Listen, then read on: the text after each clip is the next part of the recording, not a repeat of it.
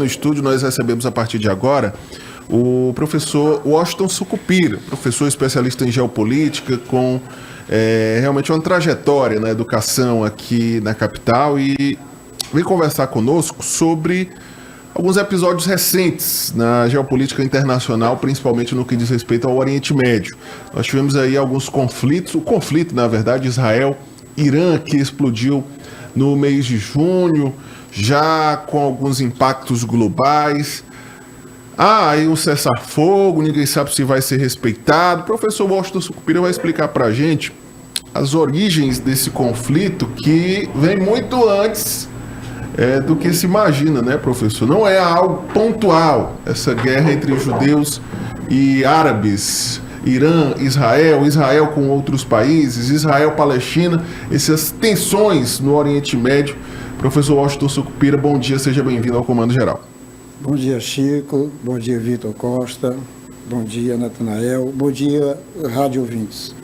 Bom, sempre quando eu vou falar sobre esse tema, esse conjunto de conflitos no Oriente Médio, uma coisa você tem que tirar da cabeça: o maniqueísmo não existe, ou seja, não tem o bom e o mal. Eu costumo dizer que no Oriente Médio, os chefes de Estado do Oriente Médio, chefes de países do Ocidente que promovem intervenções no Oriente Médio, todo mundo vai para o inferno. Alguns com um conjunto de pecados maiores, outros com um conjunto de pecados menores. Mas não tem santos no Oriente Médio. Isso é para fazer uma análise isenta de aspecto religioso, que muitas vezes é o pano de fundo, para o não entendimento do que ocorre no Oriente Médio. Bom, esse conflito que nós tivemos, que foi um convite feito pelo primeiro-ministro Benjamin Netanyahu para que os Estados Unidos entrassem na guerra. Ele não conseguiu com os bombardeios sistemáticos na Palestina, mas conseguiu quando inseriu o Irã no contexto de uma guerra criada de forma unilateral neste momento da história.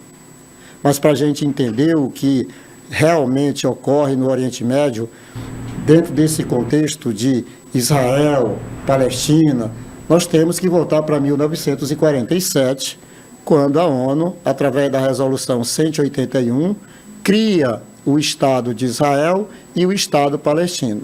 A ONU reconhece a criação do Estado de Israel em 1948, mas até hoje não foi reconhecido o Estado palestino pela ONU.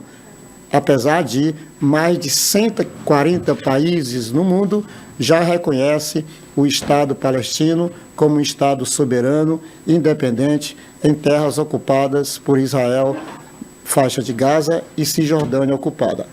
O Brasil está dentro desse conjunto de países, mais de 140 países, que já reconhece a Palestina como Estado soberano. E tem, é lógico, acordo com o Mercosul.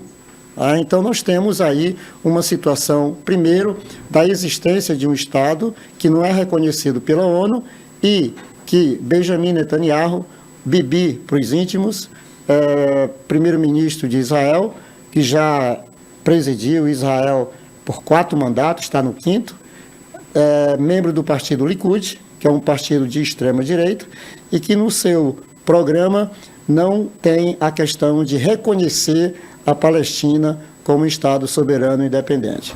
Então, são várias as nuances para a gente fazer uma análise do que foi agora esse 12 dias de ataques mútuos, iniciando de forma unilateral por Israel, e que os Estados Unidos promoveu uma ação militar, mas não reconheceu oficialmente que estava em guerra. E na diplomacia existe essa hipocrisia de colocar: eu faço, mas eu não estou fazendo oficialmente. Agora, professor, existia uma preocupação, principalmente um temor.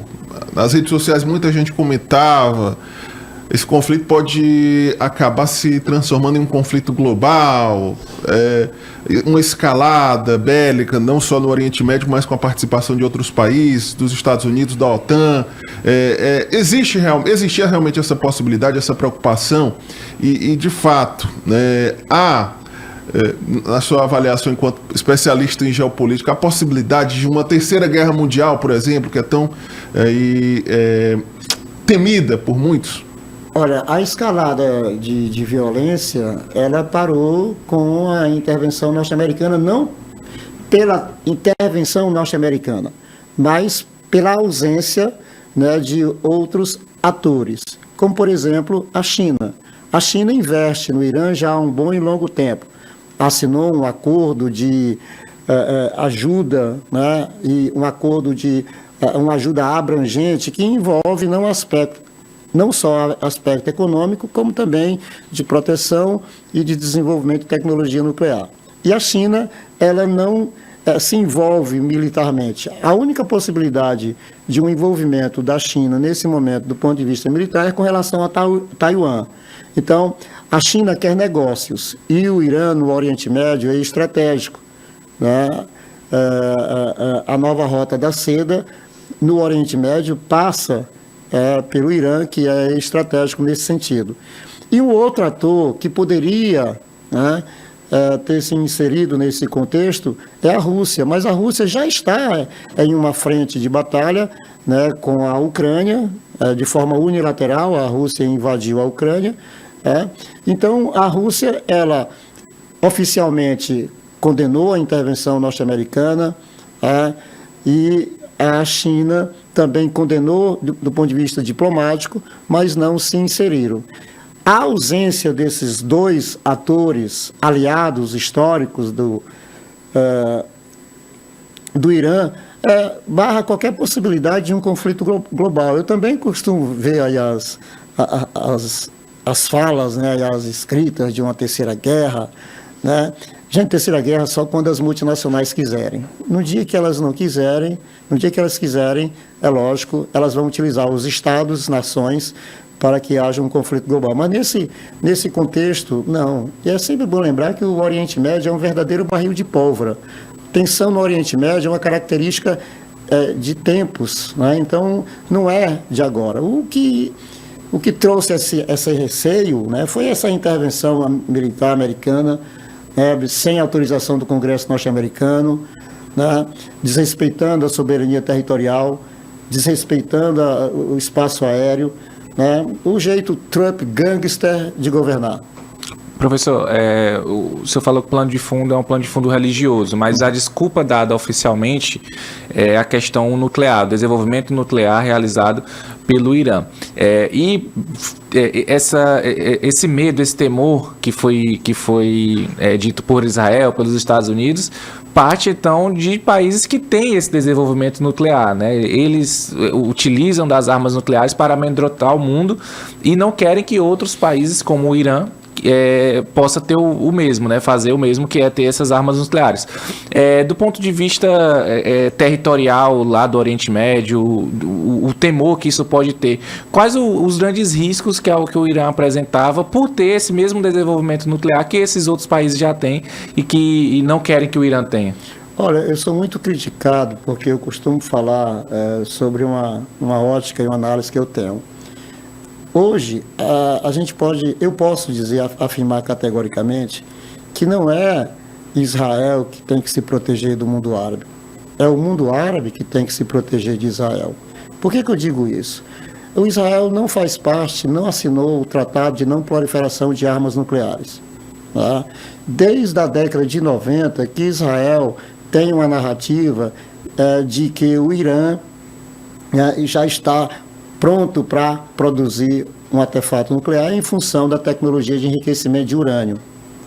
Mas as pessoas esquecem que no governo de Barack Obama, ele conseguiu, juntamente com o Vaticano, que é um país, né, que tem uma capacidade de diálogo muito grande, articular um acordo, juntamente com as principais potências europeias, um acordo nuclear que foi assinado entre o Irã, né, e os países da Europa e os Estados Unidos, no governo Obama, onde a Agência Internacional de Energia Atômica podia fazer vistoria, né, inspeção, na hora que quisesse, né, o que Israel não permite. E Israel tem de 60 a 90 bombas atômicas, né? Mas não há um reconhecimento oficial, porque na diplomacia você tem que ter um reconhecimento oficial para você afirmar categoricamente que um país X faz parte do clube atômico, o que não é o caso de Israel, oficialmente. Tá? E Israel não cumpre. Quando o presidente Donald Trump assumiu o mandato logo após Obama, a primeira coisa que o Trump fez foi se retirar do Acordo de Paris. Desculpe, se retirar do acordo nuclear com o Irã. E por quê? Porque afirmava que não era o acordo, né, que deveria ser aceitado pelos Estados Unidos da América. Então, sai do acordo, né, nuclear e começa a colocar uma narrativa de dúvida. Né? O Irã enriquece hoje, isso já é fato, já enriquece urânio a 60%. Né? Está próximo de enriquecer o suficiente para produzir um artefato nuclear? Sim, está. Mas essa narrativa de Benjamin Netanyahu, que é bom a gente lembrar, já foi denunciado e a denúncia já foi aceita pelo Tribunal Penal Internacional, né, por prática de crime de guerra contra o povo palestino. Ele já assassinou mais de 63 mil pessoas, e desse total, 18 mil crianças. Então, nós temos hoje um cenário onde Donald Trump se vangloria como sendo o papai, né, que conseguiu resolver o problema entre dois filhos, entre aspas, né? Mas não houve vencedores. Do ponto de vista bélico, do ponto de vista de armas, né? É lógico, você tem Israel e o poderio norte-americano, mas eles não conseguiram dois outros propósitos. Uma, fazer com que a tecnologia nuclear desenvolvida pelo Irã fosse completamente destruída. Não se tem ainda informação oficial pela Agência Internacional de Energia Atômica que as 3 usinas nucleares foram danificadas o suficiente para que para que o Irã atrase em muito, né, sua capacidade de produzir uma bomba atômica. E o outro propósito, que foi a tentativa, pelo menos no discurso, de mudar o regime iraniano. Quer dizer, não aconteceu nem uma coisa nem outra. Professor, a ONU interviu intervém nas discussões para que se apazigue, se possa ali dar uma amenizada nessas guerras. Ao seu ver, há uma possibilidade de haver estudos de forma antecipada entre países que possam se chocar um com o outro para evitar essas guerras, para que se não chegue às vias de fato e evitar um mal maior e assim preservar milhares e milhares de vidas de inocentes? Olha, desde quando da criação da ONU, esse momento é o momento de maior fragilidade da ONU. Nós estamos assistindo de forma reiterada a inércia da ONU. Foi o que aconteceu, a gente pode colocar. Nós tivemos a invasão da Rússia na Ucrânia de forma unilateral, né, condenada pela ONU, que promoveu aprovou diversas resoluções, boicote econômicos, os países promoveram boicote econômico contra a Rússia, e a ONU não teve como intervir nessa questão, porque o Conselho de Segurança da ONU ela está funcionando como funcionava na Guerra Fria. A Rússia tem poder de veto, então todas as resoluções aprovadas contrárias aos interesses da Rússia, ela vetava. Pronto, por quê? Porque a Rússia tem poder de veto. Foram aprovadas diversas resoluções condenando o Estado de Israel na questão do bombardeio sistemático, né, contra os palestinos, diversas resoluções. Mas os Estados Unidos, que têm a Israel como seu principal parceiro, vetaram todas as resoluções, né, do Conselho de Segurança da ONU contrárias aos interesses de Israel. Então, a ONU hoje ela se encontra em um momento muito complicado, né, de fragilização na sua capacidade de resolução de problemas, onde envolve os membros do Conselho de Segurança da ONU, né, os permanentes, né? Estados Unidos, a Rússia, a França, o Reino Unido e a China, que tem poder de veto. Então, se algum desses 5 países vetar uma resolução onde tivemos 14 votos a favor e 1 contra, se esse 1 contra for de um membro permanente, a resolução não entra em vigor, porque a ONU é composta de 15 países membros, 10 são temporários, mandato de 2 anos, escolhido através de votação na Assembleia Geral da ONU, e os 5 permanentes, que têm poder de veto. Então, esses que têm poder de veto, em função dos seus interesses geopolíticos e geoeconômicos, veta, como já aconteceu várias vezes. Agora, nós estamos passando por uma crise muito grande, e eu costumo dizer que nós estamos vivendo uma nova reestruturação de força. Professor Washington Sucupira, o nosso tempo está estourado. Só para encerrar, quero ouvir do senhor quais são os impactos globais e inclusive a nível de Brasil, desses conflitos no Oriente Médio, né? Eu lembro que teve aquela questão de um temor do fechamento do Estreito de Hormuz, né? Que fica ali no Golfo, e havia um temor porque é uma rota importante comercialmente para o petróleo e outros tipos de produtos.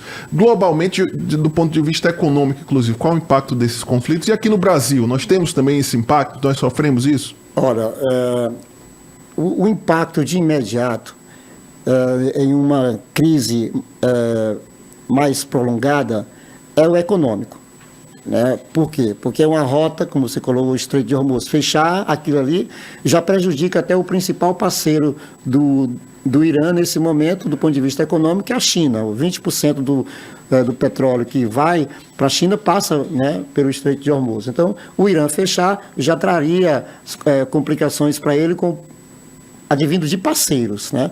A outra coisa é o petróleo, né? O Oriente Médio você respira petróleo 24 horas do dia, né? E, infelizmente, esse hidrocarboneto líquido ainda é uma matriz importantíssima, porque dela nós temos derivados como gasolina e outros, né? Óleo diesel e por aí vai, gasolina. Então, o impacto econômico é o principal, né? O impacto econômico é o principal. E é bom a gente lembrar que esse país, que é o Irã, um país persa, onde 95% da população é xiita, né? Não, é um país muçulmano, mas não é árabe, é um persa, né? E vive, de certa forma, meio que isolado entre o próprio mundo muçulmano. A parceria com a China e com a Rússia é hoje uma salvaguarda, mas o aspecto econômico é o principal. E no Brasil, os impactos serão menores hoje, em função do Brasil ter ampliado a sua capacidade de buscar outras fontes de energia, né? Mas nós tivemos uma reação imediata, né, onde o governo vai colocar mais 5% de álcool na gasolina. Então, são medidas paliativas que, no momento de crise, o Estado brasileiro pode resolver com muita facilidade. Professor Washington Sucupira, obrigado pela presença aqui no nosso estúdio, obrigado pela aula, né, de geopolítica, pelas informações. Sempre um prazer recebê-lo. E professor Sucupira, só para fazer um registro, é muito conhecido, viu, dos concurseiros, do pessoal que faz o Enem. Eu mesmo, na minha época, já assisti algumas revisões aí do professor Washington Sucupira, viu? Parabéns pelo trabalho, professor. Volte sempre aqui ao nosso estúdio. Eu costumo dizer que onde eu estou ministrando aula ou dando entrevista, eu costumo dizer que eu me divirto, né? Para mim, ministrar aula é a brincadeira mais séria que existe. Eu quero só mandar aqui Pois não. Pessoal, olha, eu tenho um Instagram, o meu Instagram é Geopolítica com Sucupira, ok? Geopolítica com Sucupira. Eu estou sempre publicando algumas coisas sobre geopolítica internacional. Um abraço e até um bom dia para todos. Obrigado, professor Washington Sucupira. Um bom final de semana para